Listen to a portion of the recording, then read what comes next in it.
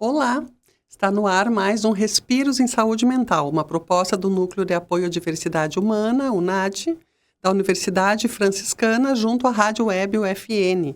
Eu me chamo Gleise Palma e comigo hoje a educadora especial e professora da UFN, Michele Pereira, e o professor do curso de Psicologia, Félix Guazina. Sejam bem-vindos a mais um Respiros em Saúde Mental, hoje com a professora Michele, né, que trabalha no NAD, que dá aula de Libras, que dá aula de Comunicação não violenta, que é uma optativa, né? Educação inclusiva. Isso. Que faz palestra para os professores também. Para falar justamente sobre inclusão, né, Michele? Então, vamos começar, né, esse programa falando um pouquinho sobre o que é inclusão. Quando se fala em inclusão, remete a quê? Bom, falar da inclusão acho que palpita várias, né? São várias questões que envolvem, né, o processo de inclusão. Falar da inclusão é falar de uma universalização, né? Falar de acesso a todos, educação a todos. Mas quem são esses, né, esses sujeitos que estão, né, incluídos? São as pessoas que estão à margem, né? Que seriam, né, as pessoas com deficiência, pessoas com etnias diferentes, pessoas com marginalizadas, que pode ser um indígena, os meninos, né, pessoas de rua, pessoas que não têm acesso à escola, pessoas que não conseguem muitas vezes se deslocar devido à distância para ter acesso à educação. Tudo isso, né, faz parte de um processo inclusivo. Então, quando a gente pensa em inclusão, pensar dentro, né, de uma instituição, pensar em escola, pensar em universidade, é transpor barreiras para que essas pessoas tenham acesso à educação. Então, é pensar no processo de ensino para essas pessoas, entendendo que elas são diferentes, que têm histórias de vidas diferentes, realidades socioeconômicas diferentes, e que nós temos que olhar, né, para o nosso planejamento e pensar nessas diferenças. Porque quando a gente fala em adaptação, adaptar, me parece que a gente já está se referindo à educação especial. Né? É algo que nós já tivemos, né, no processo, né, pensado num atendimento diferente, porque ele era um local, um espaço específico para essas pessoas, né, principalmente falando das pessoas com deficiência. Então, era algo que o conhecimento, o acesso, o conteúdo que tinha na escola, ele era adaptado para essas pessoas, nesse espaço diferente. A inclusão é eu olhar para esse tudo, eu olhar para essas diferenças e pensar que todas elas têm que ter acesso a esse conteúdo. Então, para que elas tenham acesso a esse conteúdo, eu tenho que olhar para o que a minha disciplina se propõe, olhar para o contexto, para a instituição, o que essa instituição se propõe, tá? Para a gente pensar numa inclusão diferente. Porque senão a gente vai estar realizando, na verdade, né, a modalidade, a educação especial, que é transversal, mas não é eu pensar num espaço restrito para eles. Na verdade, a inclusão é para todos. Eles estão em todos os lugares. Né? Sem separar por grupos, né? Sem separar por grupos, né? Rotular essas pessoas, né? Porque aqui é o espaço, né, da pessoa que tem o transtorno, aqui é o espaço do trans, aqui é o espaço, né, de quem tem... é o aluno bolsista, aqui é o espaço. Não, esse espaço, ele é universal. Ele é para todos. E todos têm que ter acesso. Né? Até há pouco tempo era assim, né, Michele? Agora eu tô falando, estava me lembrando que eu estudei numa escola pública que tinha classe especial lá no meu... o que hoje é o ensino fundamental. Não. E uma das coisas que eu era criança e me chamava a atenção era isso, né? Porque o horário de recreio era diferente, toda a lógica. E, então, assim, ficava muito uma questão de exclusão e não tinha essa permeabilidade que poderia ser muito enriquecedora para ambos os lados, né? Mas eu me lembro de olhar para aquele canto e pensar que ali estariam crianças com necessidades ali diferentes, mas que tinha uma marca de estranheza, porque é isso, assim, toda a lógica de horário já era diferente, né? Para evitar, assim, esse intercâmbio, né? Verdade, eu tenho uma experiência muito próxima, né? Igual a tua. Eu também estudei numa escola pública, onde tinham classes especiais, isso ali na década de 80. Os intervalos eram separados. Então, a convivência acontecia em alguns momentos onde tu olhava para essas pessoas, ali tu já via, né? Elas são especiais, elas já têm um local específico para aprender, onde essa convivência em alguns momentos se tocava, né? Mas que nós muitas vezes não conhecíamos a realidade daquela pessoa. Né? E que ela era igual eu digo assim, de ter os mesmos direitos, mas que muitas vezes não tinha, né? De acesso realmente, né? Então, era um local muito específico, né? Muito especializado. O próprio nome já dizia, né? É uma educação especial. É que isso é muito resultado também do país que a gente vive, que é um país muito preconceituoso, de maneira geral, né? E é um país, é uma sociedade muito excludente, né? Não que a gente não esteja falando de nós mesmos, porque nós somos componentes dessa sociedade, né? Mas como é que vocês veem essa questão, assim, de como isso vem sendo modificado ao longo do tempo, de uma maneira mais ampla, para depois a gente ir falando, né? Até chegar nas escolas, na universidade? Eu penso que quando se propõe, né, algumas reflexões com relação a isso, nós estamos fazendo um movimento para que as pessoas passem a olhar de uma forma diferente para esse processo. Mas ainda assim precisa de muita provocação, porque ainda somos, eu digo no geral, né? O ser humano ainda é muito preconceituoso. Preconceituoso com relação à socioeconômica, preconceito com relação a conviver com a diferença. A diferença me incomoda, né? Muitos. Percebo que isso é algo que nós temos que provocar isso, percebo nas famílias, né? Pensando nesse núcleo primeiro ali, desde a infância, para que essa criança ela possa ir, através, né, dessas conversas, nesse primeiro núcleo, para que depois, conforme ela for crescendo, ela passe a olhar para esses outros, né? Percebendo que é alguém que difere de mim em alguma, né? De uma forma que pode ser sensorial, que pode ser uma questão, né, de gênero, né, que pode ser uma questão cultural, mas ainda precisamos conversar mais. Sim, porque esse preconceito ainda existe, né? Porque é bem isso que tu falou, né? Essa questão, por exemplo, na escola, desde pequenininho, né? Porque daí coloca uma criança especial, uma criança com alguma deficiência, né? Numa turma, os próprios coleguinhas não podem não saber lidar com isso, né? Pode acabar excluindo essa criança. Então, também há um trabalho da escola de incluir essa criança na turma, né? Promover essa conversa, né? Então, a professora promover com os alunos, né? Falar bastante sobre essas questões das diferenças em vários sentidos. Eu acho que é fazer com que o colega, né? Eles se olhem, se percebam que eles são diferentes, né? Em termos, né? De fisionomia, de questões culturais, talvez buscar até essa questão étnica, para depois pensar nessa questão do aprendizado, né? Que as pessoas aprendem de formas diferentes, que talvez um precisa de mais repetições, de estratégias diferentes, e que a escola promova isso num todo, né? Eu acho que não pode ficar apenas, né, a professora discutindo, problematizando isso com a turma dela.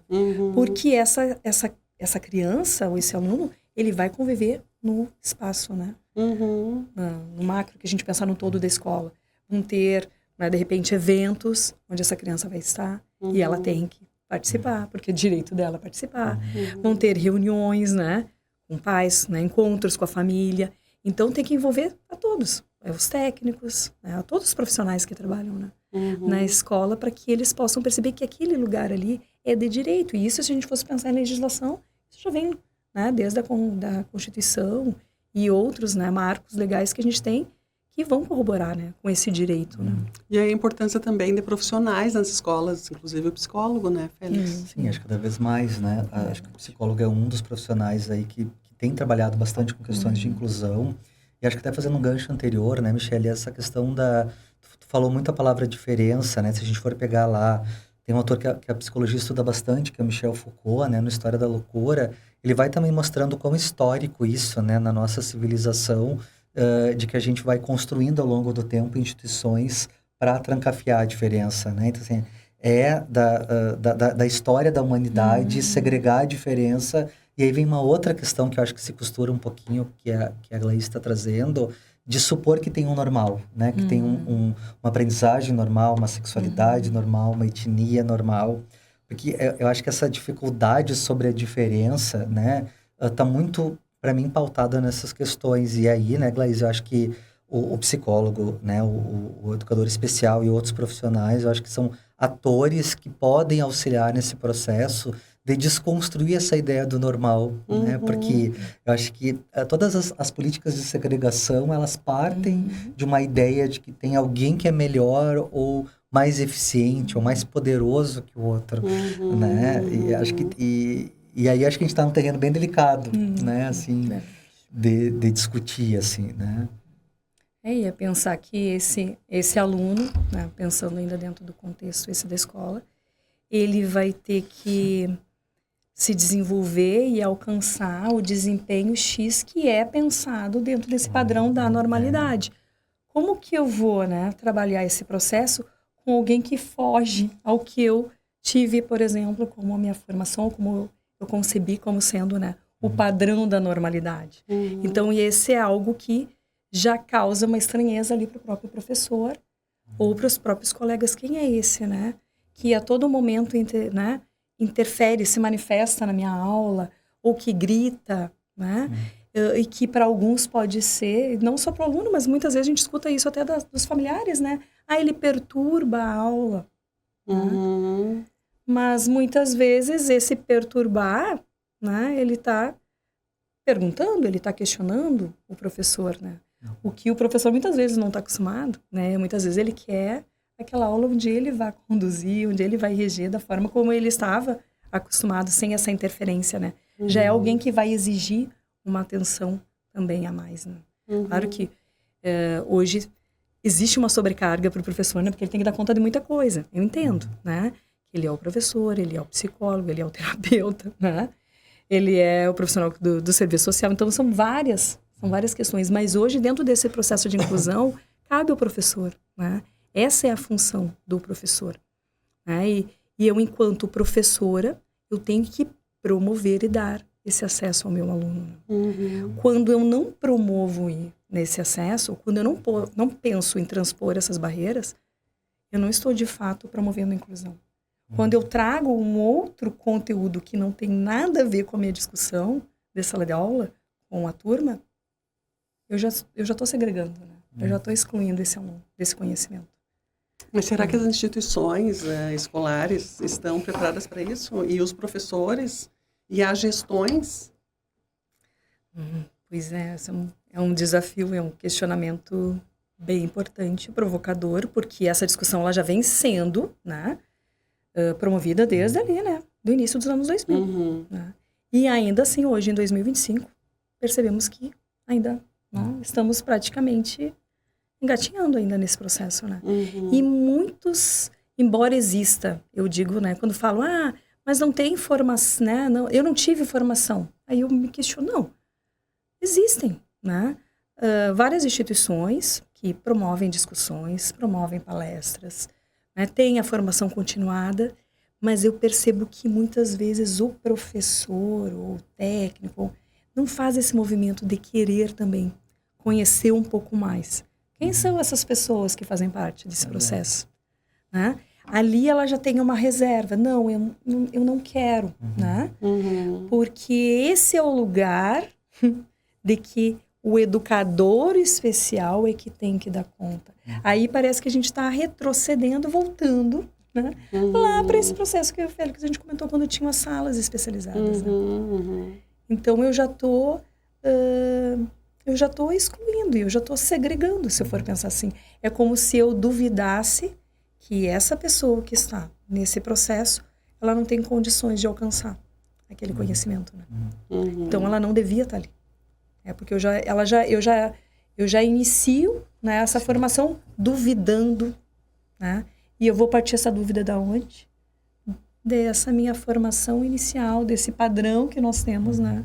De aprendizagem, que as pessoas aprendem dessa forma e que o meu planejamento vai ser pautado, né, nessa formação, né? Eu vou puxar um pouco o meu assado. Assim, Puxa, agora o teu assado. Uma coisa muito importante, que eu acho que, concordo plenamente contigo, que talvez não dá mais pra gente dizer que não tem informação. Porque é a primeira coisa que a gente escuta, né, de todo mundo, talvez até como uma defesa inicial, porque eu fico pensando que tu traz um ponto bem, bem interessante, que assim, talvez acho que precisa de formação no sentido de que você precisa buscar, saber, conteúdo, parceria, estudo, mas tem uma formação que não precisa de nada disso, que é da escuta, né? De quem é esse sujeito que está ali, com demandas que talvez eu não entenda, que eu não sei por onde começar, mas me parece que se eu estou aberto a aprender com esse aluno, né, ou com essa pessoa, modos de atravessar isso junto, isso já é formativo, né? Porque eu acho que é isso que a gente também tá pontuando nessa coisa do normal, né, Glaís? Assim, se eu parto do pressuposto de que eu não tenho nada a fazer com esse sujeito na minha frente, tá pronto, tá fechado, né? Então, eu acho que é desafiador, porque, e acho que é o ponto, assim, que eu acho que costura o programa, é que a diferença desse outro também me convoca a pensar quem eu sou, né? Assim, o que eu faço com isso? Que diferença é essa? E, ao mesmo tempo, eu acho que isso tudo pode ser enriquecedor. Porque, por exemplo, nesse exemplo que eu e a Michelle demos no começo do programa, eu acho que para mim a formação humana seria muito interessante que o Recreio fosse junto. Eu não conhecia essas crianças. Eu olhava, assim, porque tinha um momento que se cruzavam os recreios, mas eu não sabia quem eram aquelas crianças, o que elas gostavam, o que elas gostavam de brincar. Assim, a nossa geração perdeu isso. Né? Assim, porque hoje né? Hoje tem uma outra relação, mas a nossa geração não viveu isso, né? Então, eu fico pensando que talvez isso me formaria enquanto sujeito também, e é algo que ficava lá com todo um olhar, como se fosse uma coisa quase escondida. Escondida, né? Não se pode tocar. Então, eu acho que isso que tu está apontando são coisas muito importantes, mas acho que abre de novo para algo mais social, que é que a Glaís ali lança, que é assim, será que a gente consegue dar conta dessa diferença, né? Ou a gente ainda está remando para... Toda vez que a diferença aparece, a gente cria manicômio, cria asilo, vai criando outros asilos simbólicos, né? É como se não era para estar aqui, né? Então, vamos enviar para outros espaços. Por isso que eu falo que parece que a gente está retrocedendo. Essa questão da escuta... eu acabei lembrando de um atendimento, né? De um apoio pedagógico que eu fiz. E que eu me senti um pouco assim, né? Foi um respiro ao terminar, né? O atendimento, que foi de praticamente 1 hora, mas que eu me senti assim, né? Foi uma escuta, onde esse acadêmico trouxe várias questões, né? De saúde mental. E que... eu fiquei ouvindo, acolhendo o que ele estava me dizendo, e ao mesmo tempo, daqui a pouco eu pensei, mas aonde que eu vou entrar com a minha parte acadêmica? Né?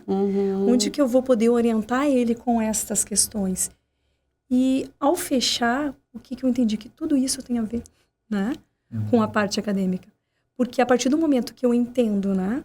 Essas dificuldades que ele está lidando, que vem de ordem, né? Emocional,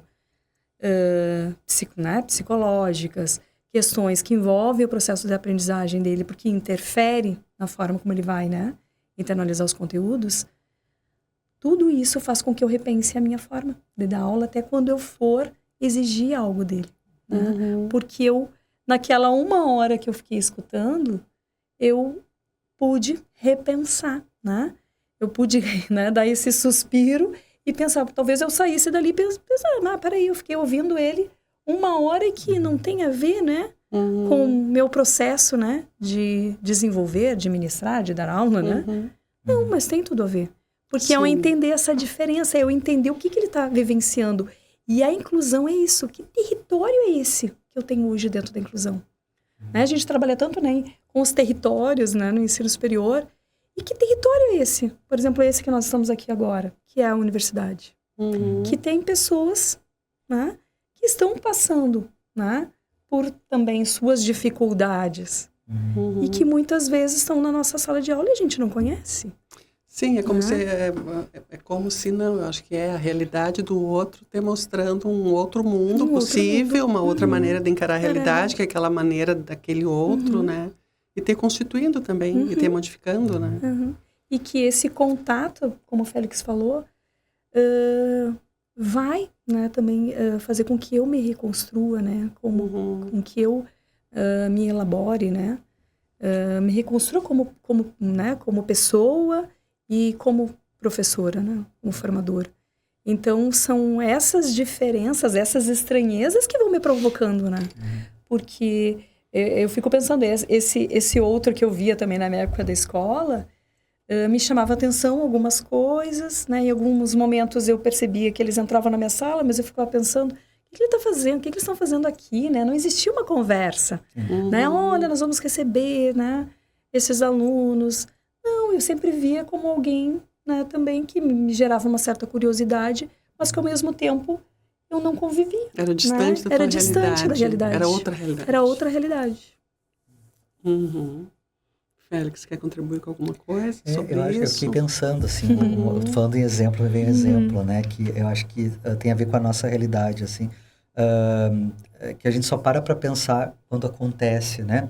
Eu me lembro que muitos anos atrás eu fiz uma avaliação, assim, em sala de aula, assim, bem qualitativa e entreguei ali as provas para os alunos e um aluno pegou a prova e saiu chorando, né?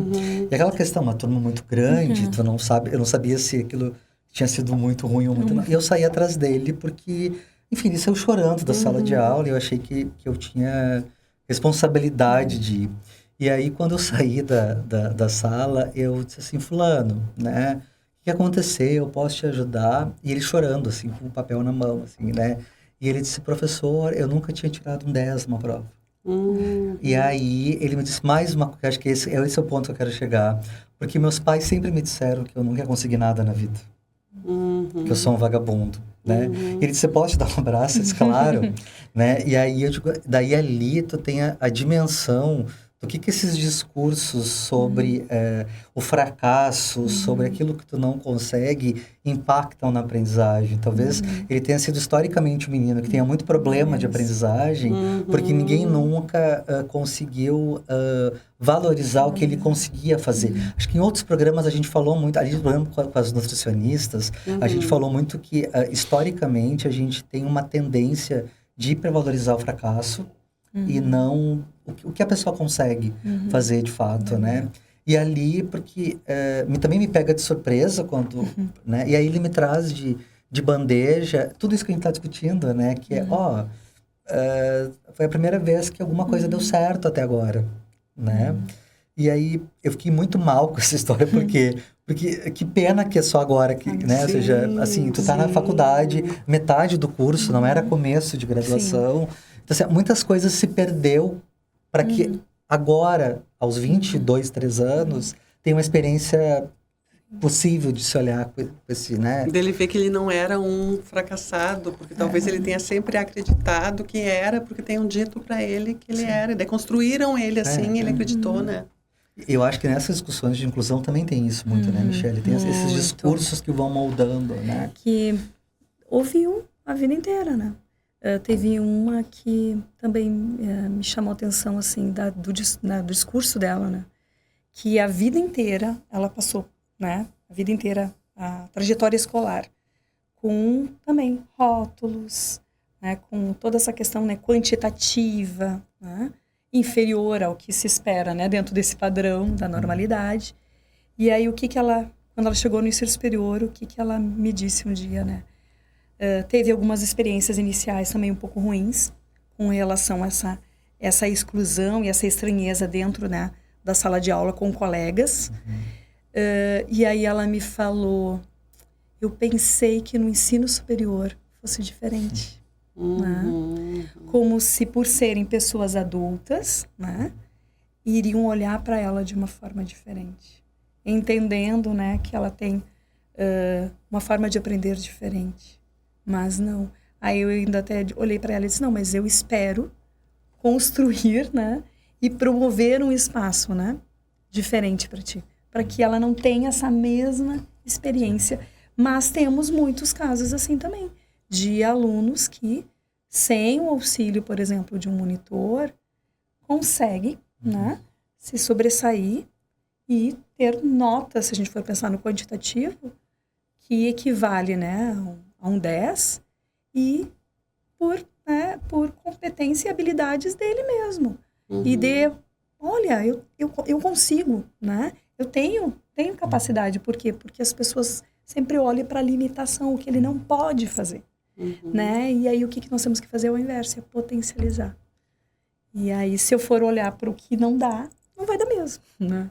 Então, isso é algo que, né, eu imagino, para ti enquanto professor, né? E ver, perceber, né? E poder vivenciar, né? Isso. A diferença que tu fez na formação dele, né?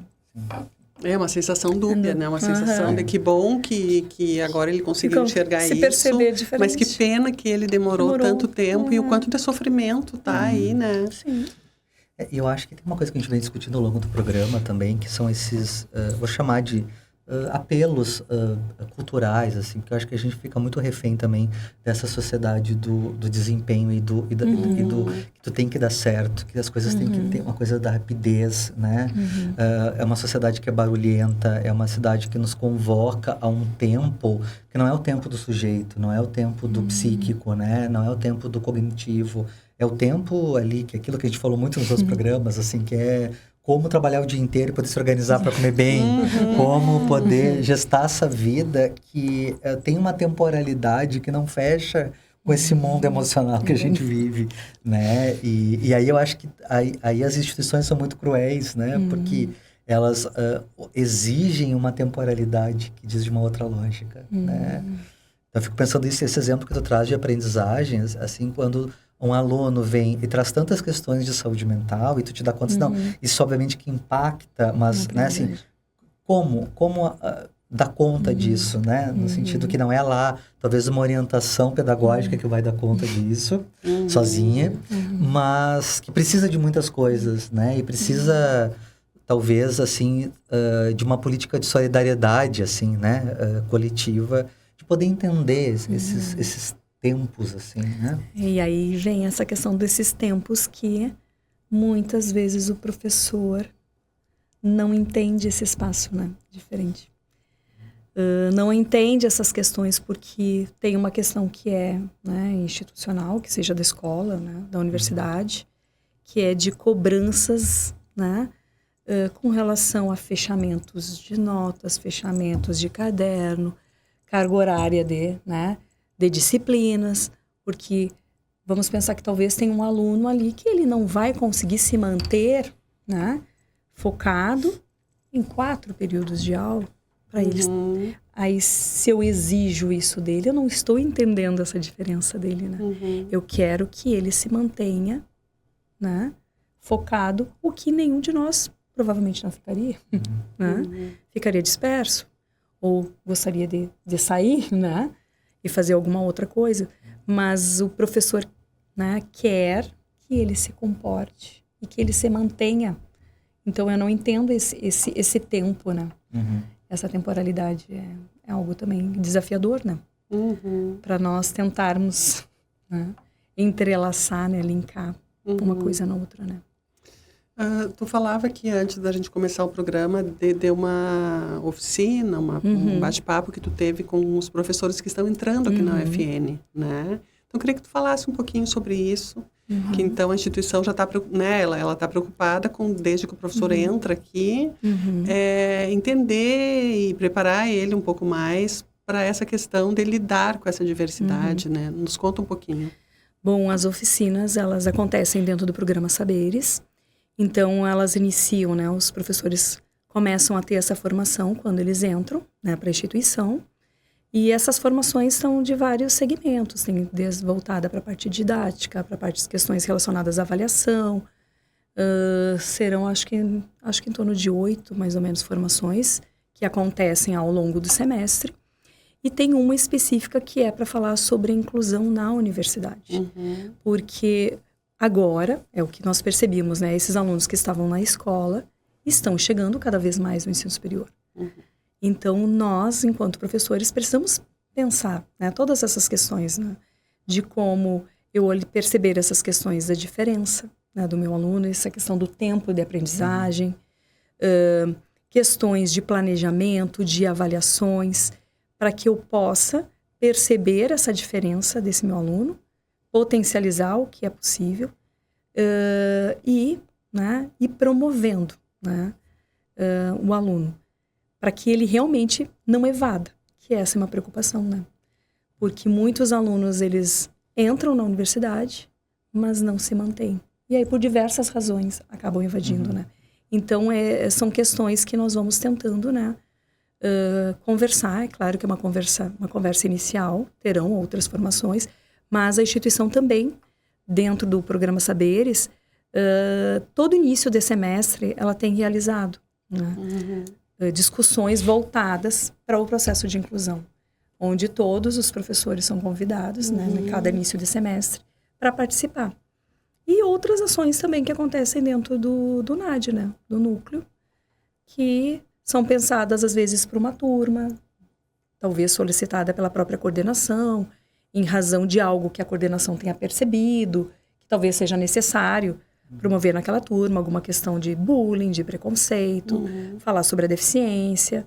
E aí o grupo se organiza, né, o núcleo, a equipe, e alguém vai até essa sala promover essa discussão. Então, a instituição, ela tem, né, na medida, né, do possível, promover, né, não só, é importante falar, não só para o professor, mas para o técnico administrativo também. Então, todos são convidados. Lidam também com os alunos. Lidam com os alunos. A CIPA tem promovido também várias formações, né, chega a ter 2 formações por ano voltadas para o processo de inclusão, para que os nossos funcionários, né, no todo, possam também entender, né, questões relacionadas né, ao diferente, né, e que a cada dia eles estão que a gente chegando possa mais, acolher, que né? possamos acolher, porque muitas vezes fica isso, o que eu posso fazer, né? Eu não conheço tudo sobre, né, o espectro autista, não sei, eu não domino, mas se eu for lá e acolher,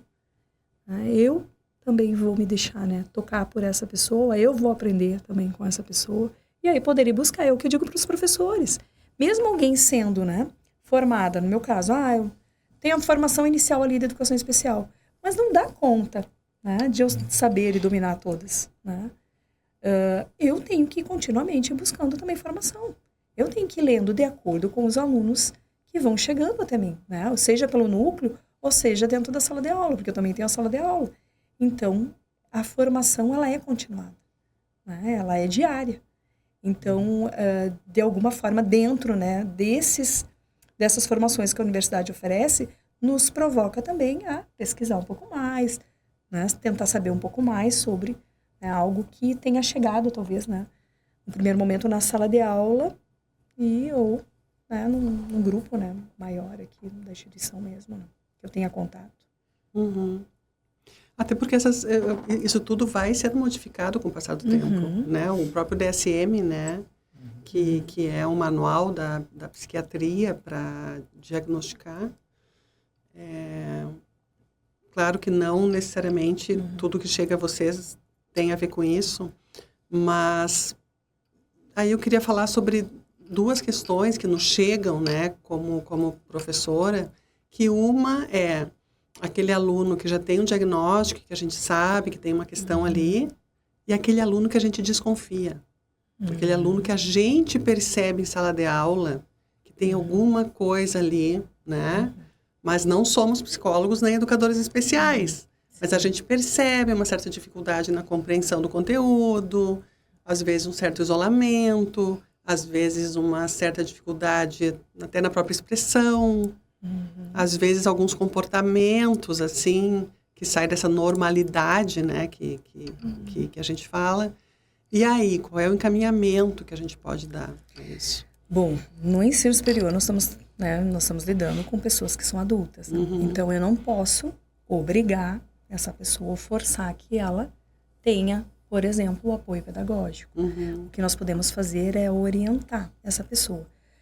Quando o aluno ele entra na instituição, ele, ao fazer o vestibular, ele pode se nomear, né, e solicitar um atendimento especializado já na seleção.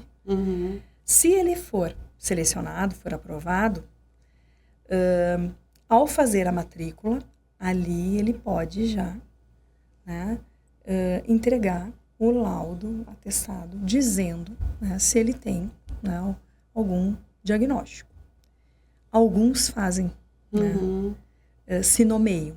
Mas nós temos um número muito grande de alunos que entram e não se nomeiam. E que aí, durante as aulas, nós, professores, percebemos que tem algo diferente, né? Nesse tempo de aprendizagem. Às vezes, não se colocar na escrita, aí são, né, tem várias questões. Eu posso acolher esse aluno, conversar com esse aluno, né, em algum momento, e orientar ele, que ele, se ele quiser, ele pode buscar o apoio do núcleo, onde ele vai ter o apoio pedagógico e poderá ter também o apoio psicológico. Pode ser que ele não queira, né? Aí, como eu falo, é muito diferente por nós estarmos numa universidade. Eu entendo que o professor ele vai ter que entender isso, compreender isso. Porque ele não pode partir, né, do seu planejamento pensando em ter o diagnóstico. Sim. Tá?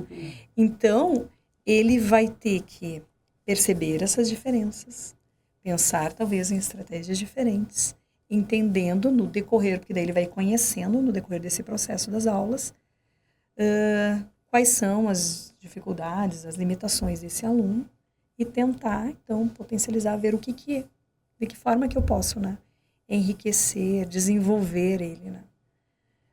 Mas isso pode acontecer, né, nesse percurso do aluno não querer. Né? Porque às vezes acontece, inclusive, não querer da buscar, família. Né? A família tem bastante negar, né? Negar. Da gente perceber alguma coisa, né? E a coordenação ir falar com a família e apresentar as dificuldades e tal. Embora sejam adultos, quando a situação fica mais séria, assim, procura-se falar com a família.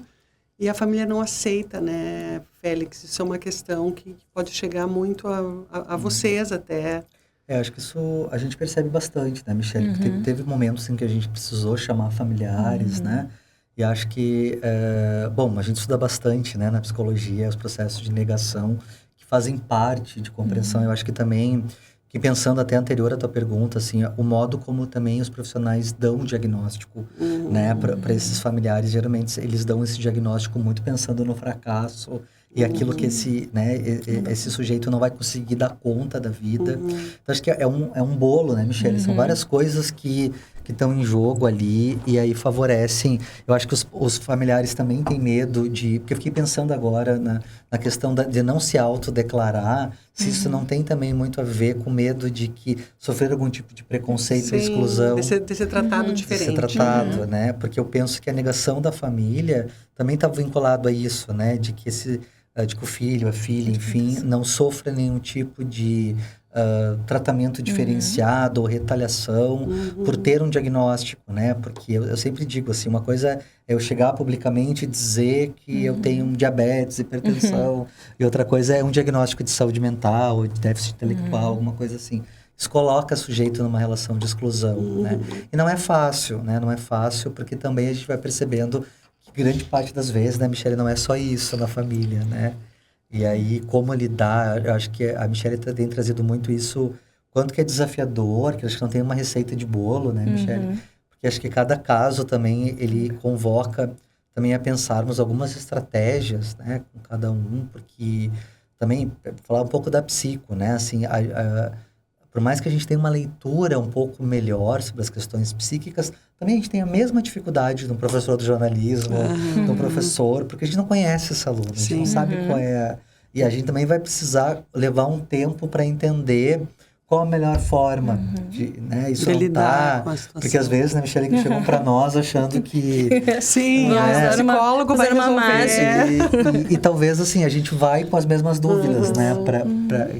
Como é que é isso, né? Então, por isso que, de novo, isso que a Michele traz, que é importante da escuta, do compreender, do entender esse processo, né? Acho que ele nos ajuda a poder construir uma intervenção melhor, assim, né?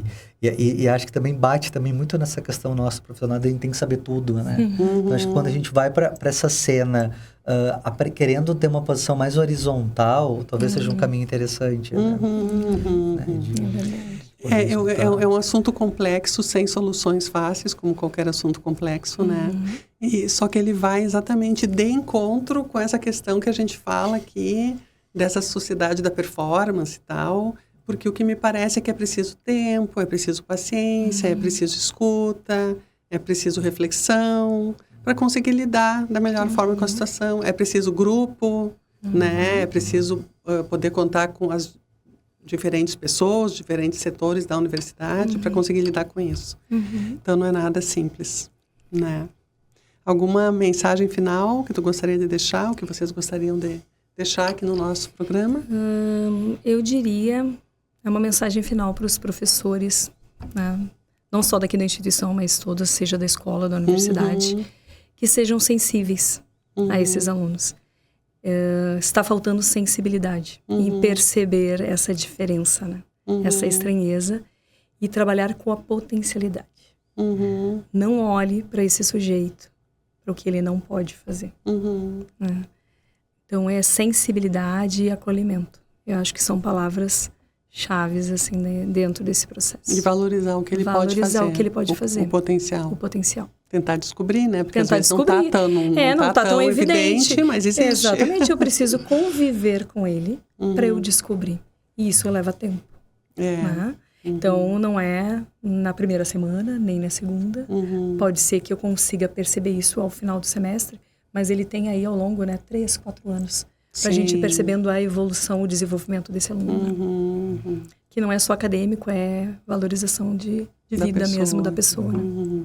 Tá joia. Félix? Eu acho que pegando o gancho da Michele, fiquei pensando na palavra alteridade, né? Que é uma palavra que a gente tem usado muito no meio acadêmico, né?